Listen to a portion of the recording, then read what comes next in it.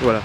On a ici un arbre qui a été marqué. Quand on passe sur l'allée, vous voyez, on voit rien du tout. Il n'y a pas de fissure, il n'y a pas de mouvement au niveau du sol. Au niveau de son pied, il n'y a pas non plus de branches qui sont cassées. Mais ici, on en fait tout le tour.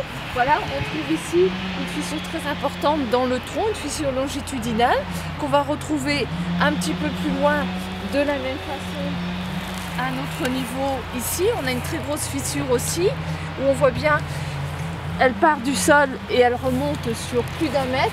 Elle se continue ensuite à l'intérieur du tronc certainement, mais on ne peut pas savoir exactement où. Donc c'est un arbre qui a travaillé certainement au niveau racinaire, certainement dans le tronc aussi. On ne sait pas bien sur l'arrière du tronc qu'est-ce qu'il en est à l'intérieur des fibres. Donc c'est une situation qui est jugée dangereuse et c'est un arbre qu'on doit absolument abattre. C'est un des arbres les plus délicats à abattre justement parce qu'on ne maîtrise pas l'intérieur du bois, comment sont les fibres. Et malgré son âge et sa présence forte dans le paysage, on est malheureusement obligé de le supprimer.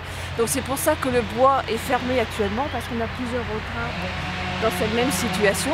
On voit d'ailleurs ici à côté un arbre qui est tombé lui directement avec la tempête, avec un chablis, c'est-à-dire le système racinaire est parti en grande partie, et on a le bois qui a cassé aussi au niveau du tronc.